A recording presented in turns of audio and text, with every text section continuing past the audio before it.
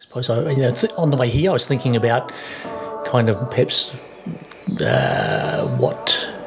why I work in Ōtara, perhaps, or what sort of how I ended up working in Ōtara, and I think a lot of it goes back to actually to when I started out. I guess to my family. I guess one of the reasons why perhaps I ended up in somewhere like Ōtara is I come from a big family, so I've got 7 brothers and sisters.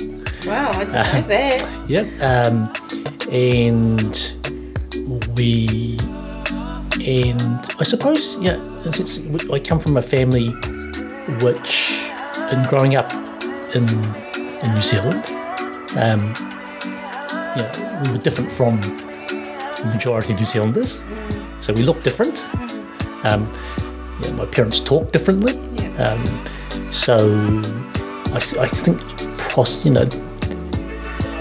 in some ways I can feel some empathy towards people who are different from mainstream New Zealanders.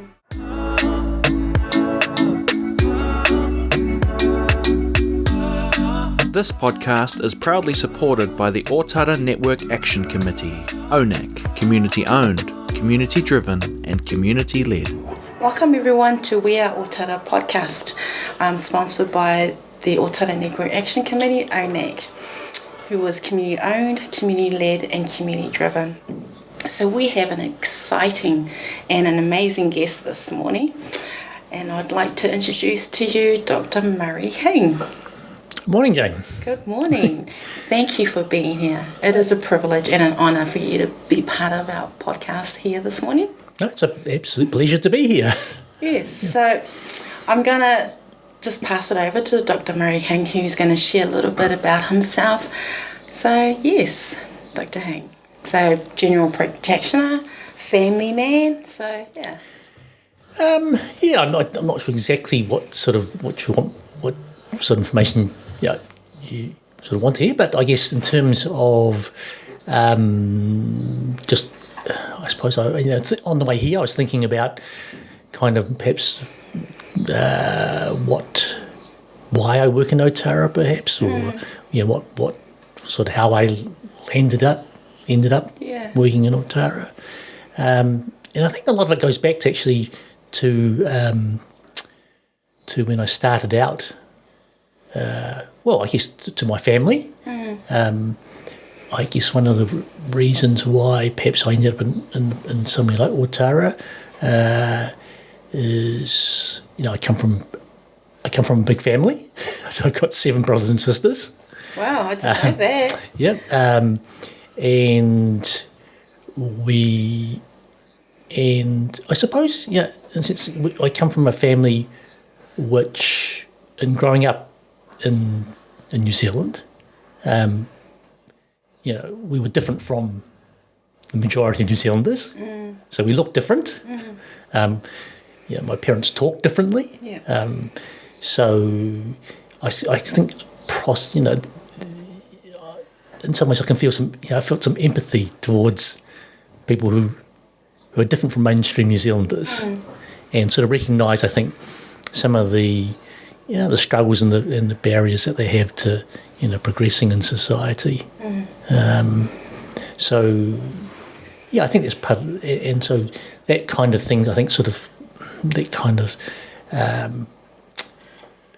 followed me through. When I finished, when I went through medicals, when I finished medicine,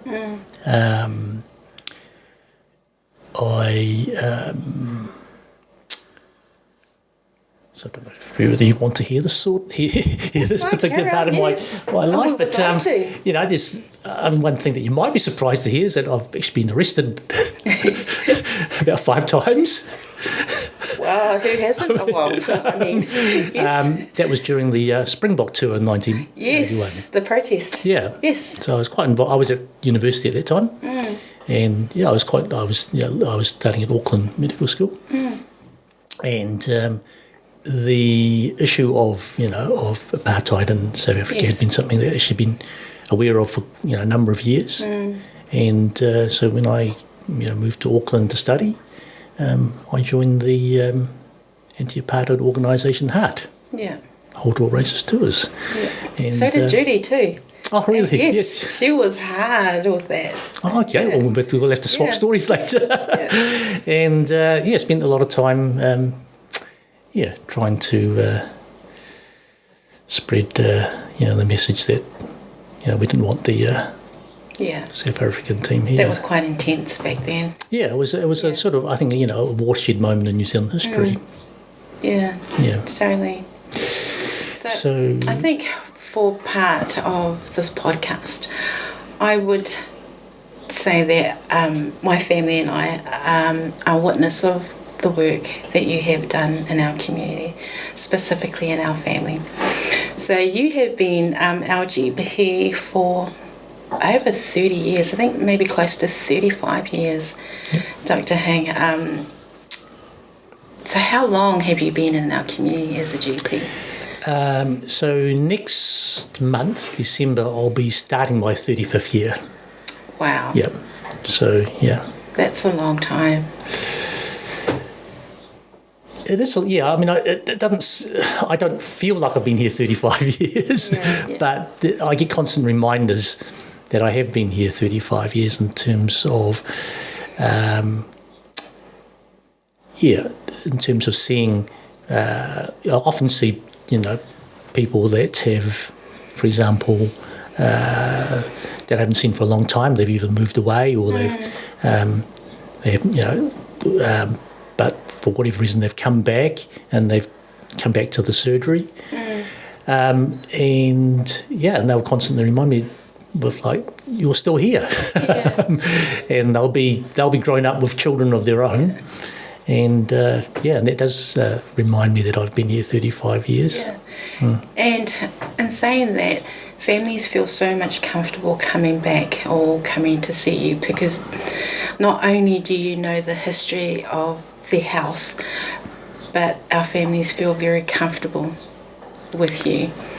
So, it makes it much easier for them to share about their health issues. And you would know this over the years that Pasifika people are very proud. Very proud, and especially when it comes to their health or to their physical appearance, that, they're quite very shy or very proud not to mention or show any of that stuff.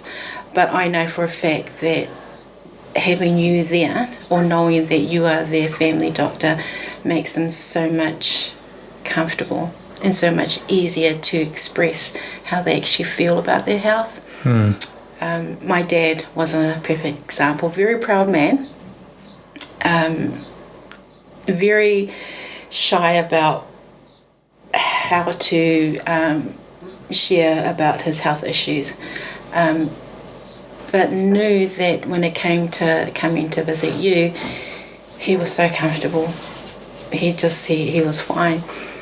And so just with our families over the years, Dr. Hing, you've seen thousands and probably thousands of them. So, just tell us about, your experience with, just giving that advice and being there for our families over the years. I think one thing I kind of noticed, I think, when I first started practicing in Ōtara was that it was clear that I think that people, when they came to the doctor, had this kind of expectation that the doctor would basically do most of the talking. Yeah. and be very, directional. It's like, you do this, you do that sort of thing. And I don't think, to me, it's clear that's not how you were going to improve people's health. And I think it was just, and I think it, in the way I think to try and improve people's health, firstly is to try and get on a more equal sort of level with people. So I try and sometimes tell people that, try and just convey the attitude that yes, I am the doctor, but please don't. Yeah. You don't need to be differential. You don't need to, bow your head when you come in. Yeah. Yeah. So it's a very Pacific Island thing. Yeah. That doctors are kind of to be obeyed and. Yeah. Yeah, and they put you on a pedestal, and I think that can be a real impediment. I think to trying to deliver, good health care, because if you're on the pedestal and just telling people what to do, or just you're not. I think it's not a good way to communicate to people. And I think you need to be able to just sit down and it almost as equals as much as you can to try and. Yeah, so I think one way of doing that is to try and So one of my real passions, I think, is to try and explain to people better what's going on in their bodies. Yeah. What we term health literacy. Because I think one thing I've often noticed was I often ask people, particularly if they've been to the hospital or they've been to another doctor or whatever, and say, well, what did the doctor say was wrong with you? And often there's just a blank stare. Well, I said, they didn't say what was wrong with me, they just said, here's your medicine, sort of thing. So it became clear, it's clear to me, I think, that you can't improve people's health unless you give them more information as to, or help them understand what's going on, on a very basic level, in their bodies. I think it's about relationship. For families to come and visit you, and you pretty much know the entire health issues, so and it's been up and down over the years, and it's really personal. So for them, it is about building a relationship with their doctor, that they feel comfortable, that they can come to you. Yeah, I think, and I think to get to that position, I think you need to show that you have concern not just for the condition they've come for, but also on a deeper level, and that involves, I think, being more proactive and explaining to people what you're trying to do, how things work. Often I spend time talking to people. You don't very basic. And so you're using diagrams or using the internet to show people pictures of where parts of their bodies are. Yeah. So very, very fundamental, things that we often perhaps take for granted because we've been to we're educated, we've been to so we studied these things and we make assumptions. I think that people, when we talk about, for example, your kidneys, we make assumptions that people know what we're talking about, what kidneys are, or even where they are, or what they do. And so I do spend a lot of time, showing people, where their kidneys are, what their function is, what their purpose is. Yeah. People know, I think, the name, but that's about it. Yeah. There's very sort of basic things that we take for granted. But if you ask people that, for example, particularly if English is their second language, they haven't had a high degree of schooling, they have absolutely no idea what you're talking about. And it's about taking the time. Yeah, and so if you do that and you take the time, then people I think appreciate that. Yeah. I say, that's something that's helpful. Yeah. Yeah. Well, I'm an example of that. You taking the time to explain things to us, and you know what I'm like. I ask a lot of questions. So when I bring Mum in, I ask a lot of questions, but you explain it in a way where I can understand, because I don't know general practice terminology. You know, and all that stuff. So showing the pictures, explaining what it is really helps, and it helps a lot of our families. And what I wanted to share with you too, and everyone out there, is that you don't really know or understand how much of an impact that you have had with our families in our community. I have family that attend your GP, that have seen you for many years. I have friends that have done too, Dr. Hing, and they feel so comfortable with you. They trust you, and you've helped them through so many challenges. And you need to hear that. I don't know if you hear that very often, but I think you need to hear that, and I think that the whole world needs to hear it. And I know that you're not alone. You have the other GPs it's in the same practice that have been there just as long or for many years too, and they are the same as well. They need to be told thank you. You know, thank you for your service to our people in our community. Thank you for your heart. You know, and thank you for your passion. So, yeah, I really wanted to share that with you. Oh, that's very this day. That's very humbling. Thank you, Jane. But I mean, the satisfaction I get is from having that relationship with patients that I can where they don't feel uncomfortable talking to me. Yeah. Where they can greet me. If I'm just walking, they can greet me if I'm just walking around. If I'm walking in Manukau Mall or Sylvia Park. But you must get a lot of that, though. I mean, you must, because you've been through so many families. You must see them around that they say hi to you. Yeah, I do, and and that sort of is, That's, so, what is the toughest time through?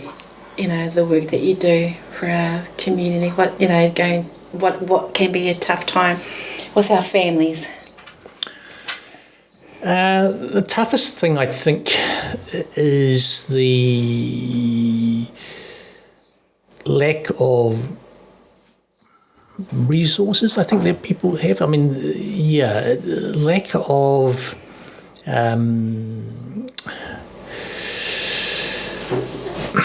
very basic things like needing sort of timely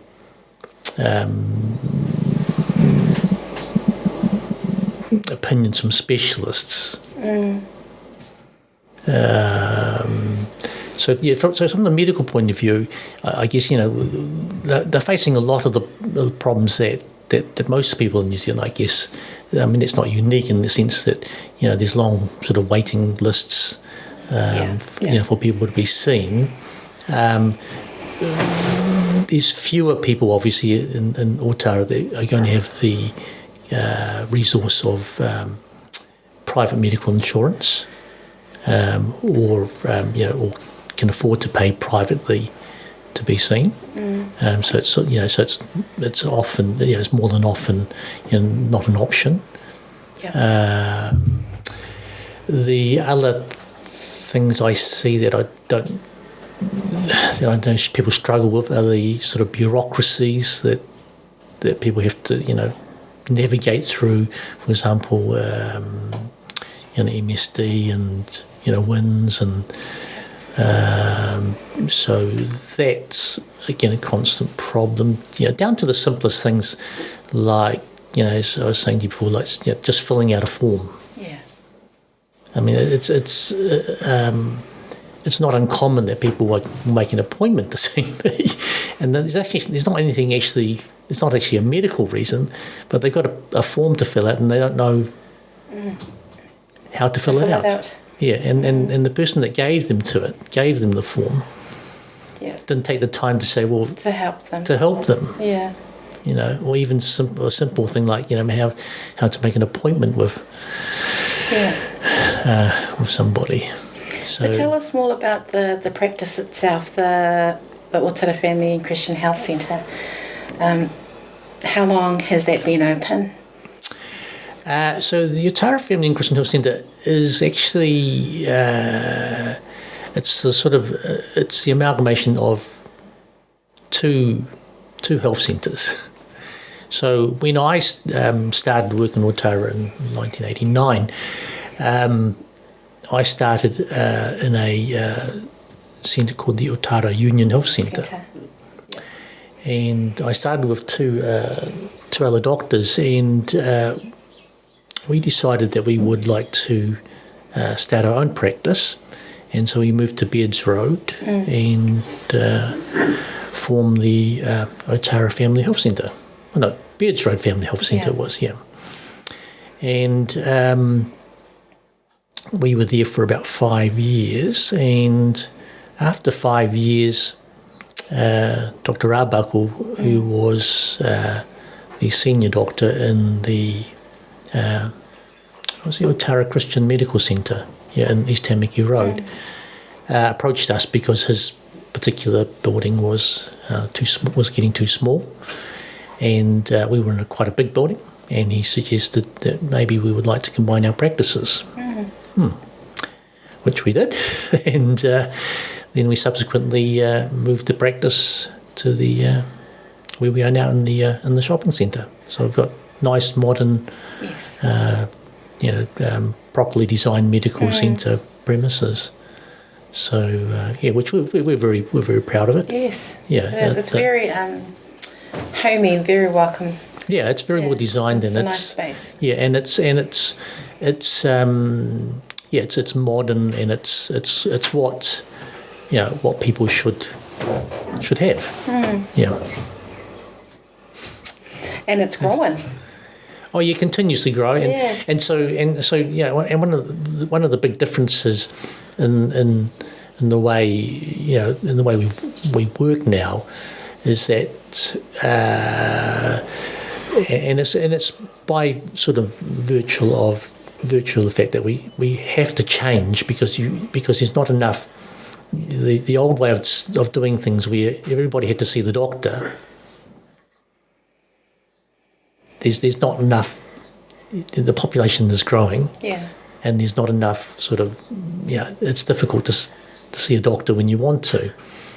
So things have changed a lot in the sense that now we use the nurses in a much more sensible way.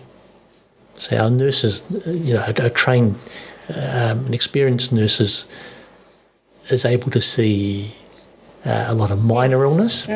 So if you have a minor illness, then our nurses can quite comfortably see you and advise you how to manage that. Yeah, I suppose it's about evolving, or about creating a space where it's easy to see everybody. It's about working smartly. Yeah, exactly. Yeah, it's about using what resources we have. We've got this resource of very, well trained, skillful nurses. In fact, we have a nurse practitioner now as well. So a nurse practitioner is essentially a nurse who's done even more training, formal training, and is now able to see even more complex patients than the nurses. And can do most of the things that the doctors can do. Well, you've had nurses there that have been there for years as well. Yes, yeah. So very experienced nurses. Very experienced nurses. And that's what makes a difference too, is that it's the same people. Yep. So you get to know them, and you get to know who they are, and vice versa. Yep. And another way that the practice has evolved is we've also got we call them health improvement practitioners. So they're trained psychologists to help with mental health issues. And we have a health coach who actually runs regular exercise programs. So you must have a lot of programs within the practice. Yeah. So it's we've got she runs. So she's got she does walking groups. So there are people that she regularly takes for walking. She has a high impact exercise class and she is starting an exercise group in the gym. And we also run a what they call low impact exercise group, coupled with a line dancing group. That'd be fun. Well, you can come, Jane. You're invited 10 o'clock on Tuesdays. So is it all free for our community? Yeah. Wow. Yeah, 10 o'clock on Tuesdays. Come to the line dancing and low impact exercise group. I'm actually teaching the line dancing. Oh, okay. There you go. There's something you didn't know about me. Wow. Okay. So tell us a bit about your family. My family, I've been married for becoming up to 35 years as well. I have two grown-up sons, and I have an adorable granddaughter who's 2, and a grandson who's just will be 6 months soon. Oh, wow. Yeah. So we live in Takanini.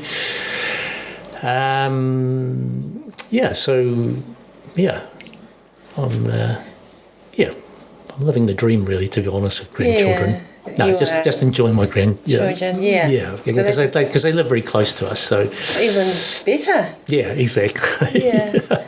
So the grandmother must be really happy. Oh yeah. Particularly particularly because we had 2 sons, and now we've got a granddaughter. So she's a girl. Yeah, exactly. Well, I think that wraps it up for today. I really wanted you to come and I just wanted everyone to see who you are. Oh, okay. And know what you do. You do a lot more than, and you don't give yourself enough credit, Dr. Hing, of what impact you've had on our community. It may be just being there for them or giving them advice and showing them pictures, Dr. Hing. But that means so much because a lot of our families don't really understand that. And for someone to give them the time to do that, it does mean a lot, especially if English is our second language. It makes a huge difference. Oh no, I think that's very kind of you to say that, Jane. I guess for me the reward is actually knowing that someone can walk out of my office with some knowledge that they didn't have, because what they say, knowledge is power. Yeah. And before, I think in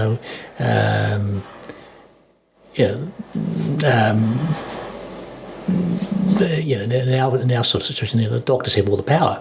Yeah. And that doesn't create I think a good sort of platform for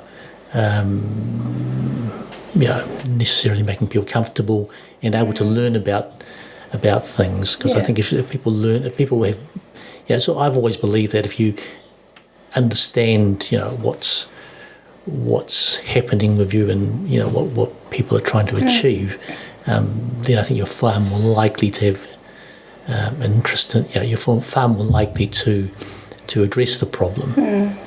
Yeah. Thank you. And I do want to say that Mum loves you. Every time Mum goes overseas and she wants to see a GP, she goes, "No, I want to see Dr. Hing." So just on behalf of We Are Ōtara and also ANAC, we want to just thank you, Dr. Hing, you and your family, just really for the love and the support that you have shown all our families over the years. And I know that you've seen thousands. And just to let you know that the impact that you have had in the lives of our family has helped and made such a big difference. So just on behalf of our community as well, thank you. Thank you, Jane. And the work is not finished. I expect to be here for still a lot longer. Yes. Thank you, Dr. Hing. Okay.